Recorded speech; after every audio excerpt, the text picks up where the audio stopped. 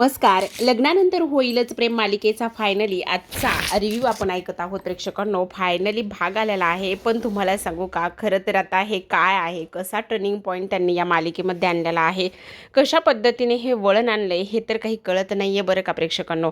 पण आता इकडे त्यांनी असं दाखवलेलं आहे पुढील भागामध्ये की काव्या पार्थला ओळखत नाही. खरं तर तुम्हासाठी, आपल्या ह्या प्रेक्षक वर्गांसाठी, आम्हा सर्वांसाठी हा खूपच जास्त दुःखद क्षण आहे. म्हणजे आता इथून पुढे काय होईल आणि त्याचबरोबर वसूचं रम्याचं स्वप्न पूर्ण होईल का, हे सगळंच आता खूपच जास्त म्हणजे गुंतागुंतीचं करून सोडलेलं आहे. असो, आजच्या रिव्ह्यूला सुरुवात करूयात. तर आता प्रेक्षकांनो, इथे काय होतं, सुरुवातीला इथे जीवा आणि त्याचबरोबर नंदिनीचं थोडंसं त्यांनी दाखवलेलं आहे. म्हणजे जीवा म्हणत असतो, अगं आत्ता जर तुझ्या बाबांचा फोन आला किंवा त्यांनी जर तुला सांगितलं ना की तू आत्ताच्या आत्ता जीवाला सोडून इकडे माझ्याकडे ये किंवा माझा हात सोडून त्यांच्याकडे जा, तर तू कसलाच विचार करणार नाहीस आणि लागलीच तू त्यांच्याकडे निघून जाशील. कारण तुझं हे प्रेम मला असं नको आहे नंदिनी. अगं तू कसं प्रेम करतेस, तुझ्यामध्ये दम नाही आहे, कळलं? तुझ्यामध्ये भीती आहे, तुझ्यामध्ये माझ्यासोबत राहण्याची हिंमत नाही आहे, कारण तुला माझ्या प्रेमाची किंमत नाही आहे, असं जीवा बोलतो. त्यावर नंदिनी बोलते, नाही जीवा प्लीज तुम्ही समजून घ्या, असं काही नाही आहे. त्यावर जीवा म्हणतो, हो असंच आहे नंदिनी, अगदी असंच आहे. त्या पेपरवर सह्या कर आणि वेगळी हो. त्यावर मानिनी म्हणत असते, हे बघ, नातं तोडण्यासाठी ह्या अशा कागदावर सह्या केल्यानंतर नातं तुटतं का? एवढं नात्याचं जे काही घट्ट आहे किंवा नात्याची जी परिपक्वता आहे ती एवढी तकलादू असते का? त्यावर जीवा म्हणत असतो, अगं पेपरावरूनच काय, मी मनातून सुद्धा कधीच काढला आहे. विचार तिला, तिने मला तिच्या मनातून कधीच काढला आहे. मग आता लिगली तरी कशासाठी आपण राहायचं एकत्र?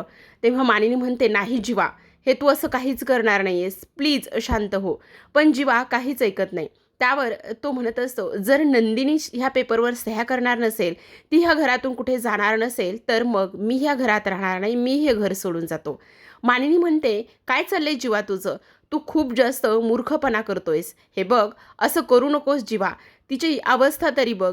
त्यावर जीवा नंदिनीकडे ते पेपर घेऊन जात असतो आणि नंदिनीला म्हणत असतो, नंदिनी मी काय सांगतोय ते ऐक, ह्या पेपरवर सह्या कर. नंदिनी मी सही करून झाली, तू ह्या पेपरवर सह्या कर. तेव्हा नंदिनी मात्र ते पेपर हातामध्ये घेते, त्या पेपरकडे ती पाहतच असते. जीवाचं ते फोर्सफुली बोलणं आणि त्या सगळ्या गोष्टी तिला आता हेलकावून सोडतात. तशीच त्या ठिकाणी असलेल्या सोफ्यावर नंदिनी बसते, पेपर हातामध्ये घेते, जवळजवळ सही करणार तेवढ्यातच तिचा फोन वाजतो. फोनवर असतं नाव पार्थ देशमुख. पार्थ देशमुख फोन उचलते आणि तेव्हा फोन उचलल्याबरोबर तिकडून आवाज आलेला असतो, काव्याचा अपघात झालाय, काव्याला हॉस्पिटलाइज केले. तेव्हा नंदिनी अक्षरशः आहे त्याच जागी कोलमडून पडते आणि काय झाले पार्थ काव्याला, काव्या बरी आहे का, हा फक्त शब्द येतो आणि तेव्हा सर्वांना जे समजायचंय ते समजलं जातं. इकडे दुसऱ्या बाजूला पार्थने आता काव्याला हॉस्पिटलमध्ये आणलेलं असतं आणि हॉस्पिटलमध्ये आणल्यानंतर तिला ऑपरेशन थिएटरमध्ये सुद्धा डॉक्टरांनी इमर्जन्सी म्हणून घेतलेलं असतं. पारच्या शर्टला बरंचसं रक्त, हात रक्ताने माखलेले असतात. तेवढ्यात नर्स येतात आणि नर्स येऊन पार्थकडे कन्सर्ट फॉर्म देतात आणि सांगतात, ह्या फॉर्मवरती ताबडतोब सही करून द्या, कारण पेशंटचं ऑपरेशन करायचं आहे, त्यांना ओटीमध्ये घेऊन गेलेलं आहात, ताबडतोब ह्या पेपरवर सही करा. आता सही करायला पेन घेतो हातामध्ये, पण हात मात्र रक्ताने माखलेले असतात आणि हात रक्ताने माखल्यानंतर आता पार्थ खूप जास्त रडायला लागतो. आता ह्या रक्ताने माखलेल्या हाताने तरी कसा सही करेल हा प्रश्न त्याला पडतो आणि तेव्हा खिशामध्ये असणारा रुमाल तो काढतो, कारण त्याला त्याचे हात पुसायचे असतात म्हणूनच. आता खिशातून रुमाल काढल्यानंतर प्रेक्षकांनो, त्या रुमालामध्ये काय असेल बरं, आठवा ना कालच्या परवाच्या भागामध्ये, कारण त्या रुमालामध्ये काव्याचे ते बोरं होते आणि काव्याला तो ते बोरं खाऊ देत नव्हता. तिच्याकडून त्याने ते जबरदस्ती बोरं काढून घेतले होते आणि खिशामध्ये ठेवले होते. आता मात्र त्याला रडू कोसळत असतं, तसाच मटकन खाली बसतो आणि तो हात, तो रुमाल, ते सगळं पाहून रडायला लागलेला असतो. त्या कन्सर्ट फॉर्मवर सही करण्याचं सुद्धा त्याचं धाडस होत नसतो, खूप रडत असतो. का मी असं केलं, का मी काव्यासोबत असं वागलो, का काव्याने मला शेवटपर्यंत तोच प्रश्न विचारत होते की तू मला स्वीकारलेस का देशमुख, तुम्ही मला कुठंपर्यंत ॲक्सेप्ट केले.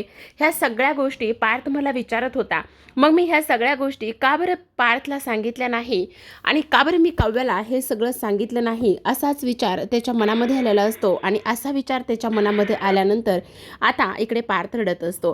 त्याचसोबत आपण दुसऱ्या बाजूला वळूयात.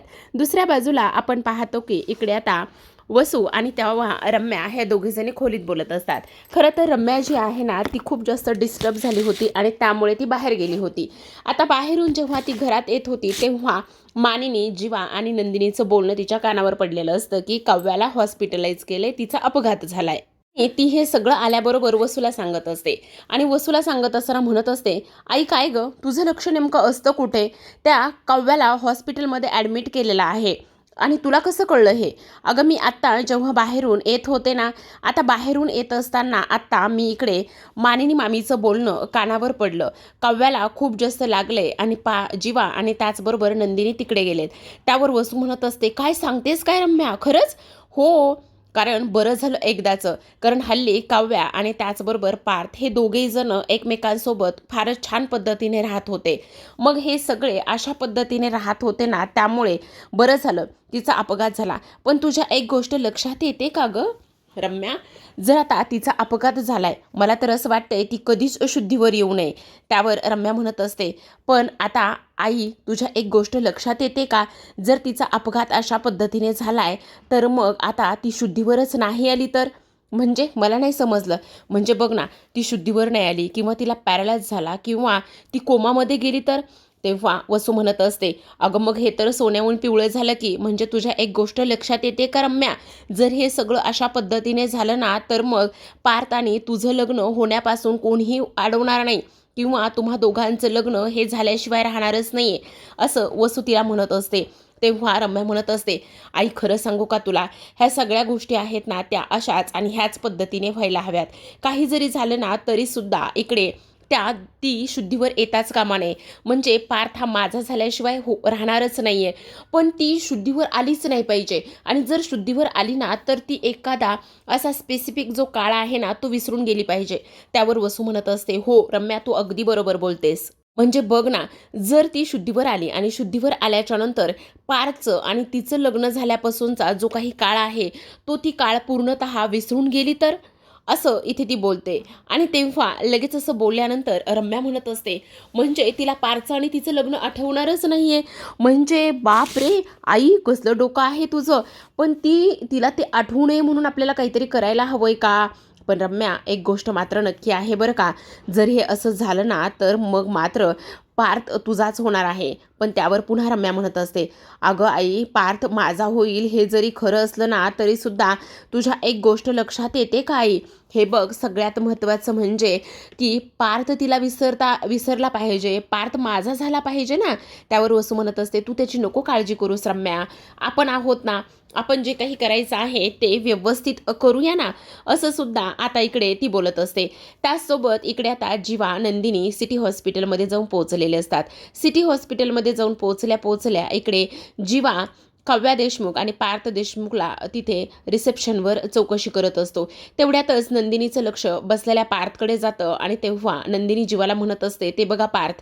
असं म्हटल्याबरोबर जीवा धावतच पार्थकडे जातो. तेव्हा पार्थसुद्धा धावतच जीवाकडे येतो आणि जीवाला घट्ट अशी मिठी मारत असतो. दोघाही भावांना असं रडताना पाहिल्यानंतर नंदिनीला सुद्धा भरून आलेलं असतं. शेवटी किती नाही म्हटलं तरीसुद्धा काव्या तिची एवढी लाडाची बहीण आहे आणि त्यानंतर तिची आज ही अशी अवस्था झाली, त्यामुळे तिला सुद्धा फारच जास्त वाईट वाटू लागलेलं असतं. आता इकडे जीवा म्हणत असतो, हे बघ दादा शांत हो, काव्याला काहीच नाही होणार आहे, काव्या स्ट्रॉंग आहे, तुला असं खचून जाण्याची काहीच गरज नाही आहे. हे बघ तू शांत हो बरं, रडू नकोस, अगदी शांत हो. हे सगळं करण्याची आणि त्याचबरोबर तुला असं खचून जाण्याची काहीच गरज नाही आहे, तू शांत बस. पण मला एक गोष्ट सांग दादा, ह्या सगळ्या गोष्टी कशा झाल्यात, कशा पद्धतीने झाल्यात, मला जरा तू सांगतोस का?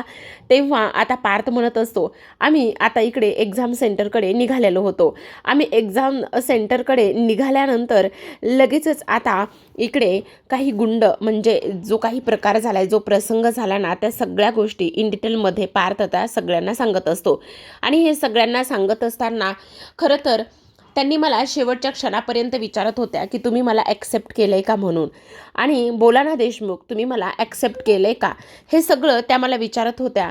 पण मी त्यांना त्या प्रश्नाचं उत्तर दिलंच नाही शेवटपर्यंत. खरंच माझं इथे चुकलंच. मी त्यांना सांगायला हवं होतं. युनिवर्सने आपल्याला धडा दिल्याशिवाय आणि युनिवर्सने आपल्यासोबत ह्या सगळ्या गोष्टी जोपर्यंत घडत नाही, जोपर्यंत करत नाही, तोपर्यंत आपण लोक का बरं एवढं ताणतो? आपण प्रत्येक नात्यामध्ये एवढे आडेवेडे आणि एवढ्या सगळ्या गोष्टी का करतो तेच मला काही कळत नाही. का हे असं करून बसलो मी? का नाही मी काव्याला सांगितलं की मी तुम्हाला ॲक्सेप्ट केले? का नाही मी त्यांच्याशी बोललो? का मी एवढं सगळं ताणलं? 1 महिना त्या माझ्या मागे पुढे करत होत्या. 1 महिना मला त्या मनवण्यासाठी सगळं काही करत होत्या. पण मी असा का वागलो तेच मला आता कळत नाही, असं इकडे आता पार्थ बोलत असतो. तेव्हा लगेच आता इकडे नंदिनी म्हणत असते, हे बघा पार्थ, तुम्ही काळजी करू नका. काही एक होणार नाही आहे. तुम्हाला एक गोष्ट सांगू का? सगळ्यात महत्त्वाची म्हणजे काव्या खूप स्ट्रॉंग आहे. ती तुमचीच आहे आणि तिला काहीच होणार नाही. तेवढ्यातच नर्स आलेल्या असतात आणि नर्स म्हणत असतात, तुम्ही तो कन्सर्ट फॉर्म भरला का? प्लीज तो कन्सर्ट फॉर्म भरून द्या ना. कारण तुम्ही जर तो कन्सर्ट फॉर्म भरला ना, तर मग आपल्याला सगळ्यात महत्त्वाचं म्हणजे एक गोष्ट करता येईल. त्यांचं ऑपरेशनची पुढची प्रोसेस वगैरे हे सगळं काही पाहता येईल.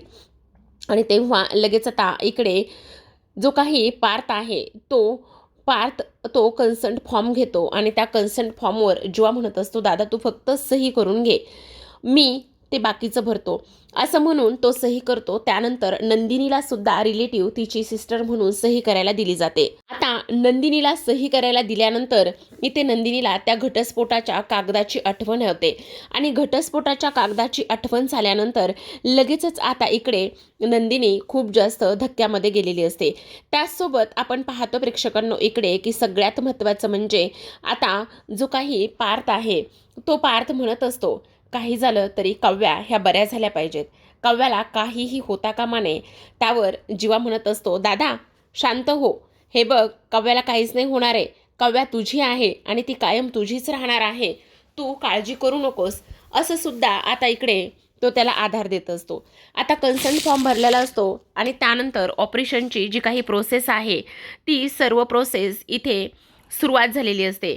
आता ऑपरेशन आतमध्ये सुरू असतं, तर इकडे जो काही जीवा आहे त्याला काव्याबरोबरचे ते क्षण आठवत असतात. कारण इथे आता काव्या त्याला बोललेली होती की लग्नासाठी आता आपण काही पण करूया, लग्न वाचवण्यासाठी. दुसऱ्या बाजूला मानिनीने देव पाण्यात ठेवलेले असतात. काव्या जाताना तिला बोलली होती की आई, मी तर लवकर येण्याचा प्रयत्न करेलच, पण त्याही पेक्षा सगळ्यात महत्त्वाचं म्हणजे तुम्ही सर्वजण मलाच का बरं तिकडे घेण्यासाठी येत नाही? तेव्हा इकडे मानिनी म्हणत असते, का गं बोललीस काव्या अशी तू? असं तू बोलायला नको होतंस. वास्तू तथाच तू म्हणत असते. का बोललीस असं बाळा तू? तेवढ्यातच तिच्या खांद्यावर एक हात असतो आणि तो हात असतो शारदाचा. कारण शारदा हॉस्पिटलमधून थेट मानिनीकडे आलेली असते. मानिनी घरी एकटीच असते आणि त्यामुळे तिला आधार देण्यासाठी कोणीतरी हवं म्हणून शारदाला इकडे पाठवलेलं असतं. मानिनी फार रडत असते. तेव्हा शारदाला पाहिल्याबरोबर दोघीजणी एकमेकींना फार घट्ट मिठी मारत असतात. मानिनीने आतापर्यंत काव्याला फार जीव लावलेला असतो आणि तेव्हा दोघीजणी रडत असतात. मानिनी शारदाला म्हणत असते, तुम्ही कशा आहात, त्याचबरोबर माझी काव्या कशी आहे हो, आणि तुम्ही हॉस्पिटलमधून थेट इथे आलात.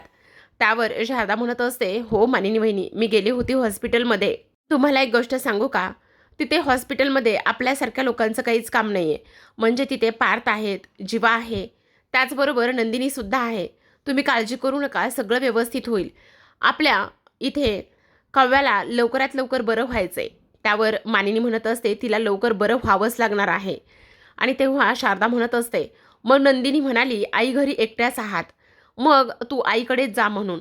हे बोलल्यानंतर तिथे वसू आलेली असते आणि वसू म्हणत असते, ती कुठे घरी एकटीच आहे, आम्ही तिची काळजी करायला आहोत की इथे, आणि तुम्हाला इथे येण्याची काही गरज नव्हती, आम्ही काही तिचे दुश्मन थोडी ना आहोत, असं वसू मुद्दामून बोलत असते. त्यावर लगेच आता मानिनी म्हणत असते, वसवत्ता प्लीज असं काय बोलताय, असं काही एक बोलू नका. तुम्ही ह्या सगळ्या गोष्टीचा असा निगेटिव्हिटी विचार का करताय? माझी मुलगी तिकडे तिकडे इथे मरणाच्या दारात आहे आणि तुम्ही ह्या सगळ्या गोष्टी अशा बोलताय. त्यावर लगेच आता शारदा म्हणत असते, मला का असं वाटतंय की ह्या अपघातामध्ये तुमचाच काहीतरी हात आहे म्हणून मला असं नक्कीच वाटतंय की ह्या सगळ्या गोष्टीमध्ये तुमचाच काहीतरी हात आहे आणि तुम्हीच तर अपघात वगैरे घडून आणला नाही आहे ना, असं मुद्दामच आता शारदा बोलत असते. आता शारदा हे सगळं काही बोलल्यानंतर लगेचच आता इकडे वसू म्हणत असते, ए काय बोलतेस तू हे? ह्या अपघातामध्ये माझा आणि आमचा काय संबंध आहे? आम्ही तर त्या 16 डिसेंबरपासनं त्या सगळ्यांच्या मध्ये पडण्याचं किंवा 16 डिसेंबर नंतर असलं काहीही केलेलं नाही आहे. त्यावर लगेच मानिनी म्हणत असते, काय? 16 डिसेंबर नंतर तुम्ही काहीही केलं नाही आहे म्हणजे? मला सांगा वसुताई, खरं खरं सांगा, 16 डिसेंबरला असं तुम्ही काय केलं होतं? आणि त्यानंतर तुम्ही कोणत्याच गोष्टी केल्या नाही असं का म्हणतात? खरं खरं सांगा, तुम्ही 16 डिसेंबरला काय केलं होतं? त्यावर शारदा म्हणत असते, ह्यांनी नक्कीच काहीतरी केलेलं असेल आणि आत्तासुद्धा माझ्या काव्याचा इथे अपघातसुद्धा ह्यांनीच घडून आणलेला असेल. त्यावर वसू म्हणत असते, ए बाई, मी काही असं केलेलं नाही आहे. खरं तर ज्याचे ज्याचे जसे कर्म असतात ना, तशी देव त्याला शिक्षा देतो. त्यावर मानिनी म्हणते, खरं तर मग त्या सगळ्या गोष्टीची शिक्षा तुम्हाला भेटायला हवी होती ना. तुम्ही तर आतापर्यंत किती आणि काय काय गोष्टी केल्यात हे काही नव्याने आणि वेगळं सांगायला नको आहे. तुम्ही किती कटकारस्थानं केलेत, किती काय काय केलं आहे, हे सगळं काही वेगळं आहे का? त्यावर लगेच आता वसू म्हणत असते, मानिनी मला एक गोष्ट सांग, प्रत्येक वेळी तुझी गाडी आमच्याकडेच का बरं आणि कशामुळे येऊन घसरते गं? असं आम्ही काय केलेलं आहे? तुला प्रत्येक वेळी आम्हीच इथे दोषी का बरं दिसतो?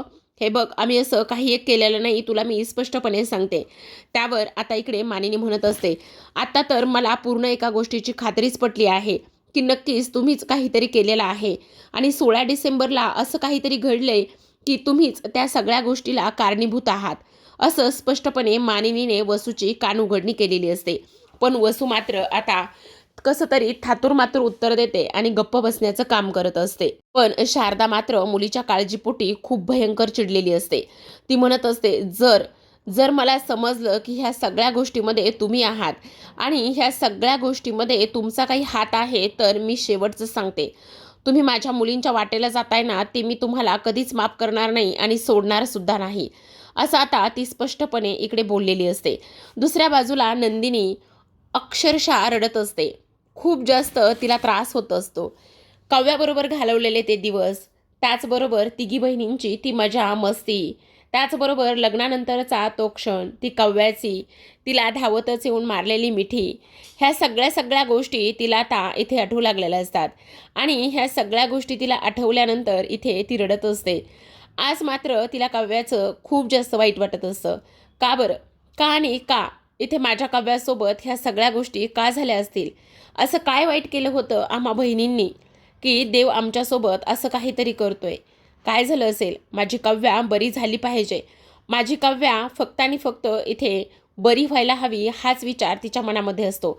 आता रडणाऱ्या नंदिनीच्या बाजूला जीवा येऊन बसतो, कारण जीवाला नंदिनीची ही अवस्था पाहवत नाही. तो विचार करू लागतो की नाही, नंदिनीला आत्ता आधार देणं आणि त्याचबरोबर तिच्या पाठीशी खंबीरपणे उभं राहणं हे मात्र तेवढंच जास्त गरजेचं आहे. असं सुद्धा तो इथे बोलू लागतो आणि लगेच आता नंदिनीच्या बाजूला येऊन बसतो. नंदिनीच्या खांद्यावर हात ठेवतो तेव्हा नंदिनी कसलाच विचार करत नाही आणि तेव्हा लगेच आता इकडे ती जीवाच्या मिठीत जाते आणि जीवा तिला शांत करण्याचा प्रयत्न करत असतो आणि सांगत असतो, शांत हो नंदिनी, शांत हो. काव्याला काहीच नाही होणार आहे. तुला काळजी करण्याची काहीच गरज नाही आहे. आणि तेव्हा त्याच क्षणाला इकडे नंदिनीला तो क्षणसुद्धा आठवतो. कशा पद्धतीने जीवाने सर्वांसमोर इथे काव्याचा हात हातात धरून आणलं होतं, ते सुद्धा पार्थसाठी. कारण जेव्हा पार्थ इथे आजारी होता आणि काव्या त्याच्यासाठी एवढं व्रत करत होते, तेव्हा मात्र सगळ्यात खंबीरपणे उभी राहणारी एक व्यक्ती होती, ती म्हणजेच की जीवा. त्यावेळेला जीवाने इथे काव्याची साथ दिली होती आणि आज इकडे तो म्हणत असतो, काही होणार नाही, तुला काळजी करण्याची काहीच गरज नाही आहे, काव्याला काहीच होणार नाही, तू शांत हो. असं म्हणून नंदिनी आता इकडे जीवाच्या मिठीत शिरते आणि तेव्हा जीवाला तो क्षण आठवतो, जेव्हा काव्याने त्याला फोन केलेला होता आणि सांगितलेलं होतं की खचून जायचं नाही आहे, पार्थदादा तुझा आहे आणि तो तुझाच राहणार आहे, त्यामुळे तू अशी अस्वस्थ होऊ नकोस. ह्या सगळ्या गोष्टी आज इथे सर्वांना आठवू लागलेल्या असतात. त्याचसोबत आपण पाहतो की इकडे आता पार्था तिथेच हॉस्पिटलमध्ये गणपतीची मूर्ती असते आणि त्या गणपतीच्या मूर्तीसमोर जाऊन तो उभा राहतो आणि उभा राहिल्यानंतर गणपतीला तो गाऱ्हाणं घालत असतो. काही झालं तरीसुद्धा काव्याला बरं व्हायचंय. काव्या फक्त माझी आहे आणि काव्या माझी आहे तर ती बरीच झाली पाहिजे, असा इकडे तो विचार करतो. आणि त्याचबरोबर गणपतीला तो गाऱ्हाणं घालत असतो आणि म्हणत असतो, नाही, तू आत्ता मला आणि माझ्या काव्याला वेगळं करू शकत नाही आहेस बाप्पा. काही जरी झालं तरीसुद्धा आम्हा दोघांना एकत्र राहायचंय. काही जरी झालं तरीसुद्धा इथे काव्या माझी आहे, असा विचार करतो. आणि त्याचबरोबर काव्याला लवकरात लवकर बरं कर, असं सुद्धा तो इथे बोलत असतो. तर आता प्रेक्षकांनो, आजच्या भागामध्ये एवढंच. उद्याचा भाग खूपच इंटरेस्टिंग असणार आहे, कारण तोच क्षण, तुम्हा सर्वांना ज्या क्षणाची भीती होती तो क्षण शेवटी आलेला आहे. मता आहे काय नाही, किंवा फक्त पार्थने ॲक्सेप्ट करावं म्हणून हे काव्यासोबत घडवत तर नाही आहेत ना, हे सुद्धा थोडंसं दिसून येते. डॉक्टरांनी सांगितलेलं असतं काव्याची अवस्था खूप नाजूक झाली. त्यावर पार्थ हा खूप जास्त सिरियस झालेला असतो. तो म्हणत असतो, नाही, काव्याची अवस्था नाजूक जरी असली तरीसुद्धा त्यांना माझ्यासाठी बरं व्हायचंय. मी काव्याचा आहे, काव्या माझी आहेत आणि आम्ही दोघं एकत्र राहणार आहोत कायमचं, असं म्हटल्यानंतर आता पार्थ काव्याच्या समोर जाऊन बसतो. आणि तेव्हा पार्थ म्हणत असतो, काव्या, उठा ना. फिसकरलेली मांजर, उठा ना. तुम्हाला तुमचा तो बोका घेण्याची गरज नाही आहे, कारण हा ओजे बोका तुमच्यासाठी कायम तुमच्यासोबत आहे. तुमच्या समोर तो उभा आहे, तुम्हाला तो बोलतोय. आणि मी तुम्हाला कधीच ॲक्सेप्ट केले, पण मी बोलून नाही दाखवू शकलो. काव्या, उठा ना, ह्या पार्थला तुमची गरज आहे. असं म्हणता क्षणी काव्याने डोळे उघडून पार्थकडे पाहिलेलं असतं. तेव्हा पार्थ जोराजोरात ओरडतो, काव्याला शुद्ध आली आहे, काव्या शुद्धीवर आल्या डॉक्टर, असं म्हणून तो जोराजोरात ओरडत असतो आणि डॉक्टरांना आवाज देत असतो. तेवढ्यातच काव्याने पार्थचा जो हात पकडलेला असतो तो हात तिने काढून घेतलेला असतो आणि ती म्हणत असते, 1 मिनिट, तुम्ही कोण आहात? मी तुम्हाला ओळखत नाही, तुम्ही माझा हात सोडा. असं म्हटल्यानंतर आता इकडे पार्थला मात्र फारच मोठा धक्का बसलेला असतो. काव्या फक्त त्याच्याकडे अनोळखीपणाचे भाव देत असते आणि पाहत असते. आता हा धक्का पार्थ मात्र कसा सहन करेल हे पाहणं इंटरेस्टिंग असणार आहे. तर प्रेक्षकांनो, अशाच नवनवीन डेली मालिकांचे अपडेट आणि रिव्ह्यू जाणून घ्यायचे असतील, पाहायचे असतील तर नक्की चॅनलला सबस्क्राईब करा. भेटूयात उद्याच्या भागामध्ये. तोपर्यंत धन्यवाद.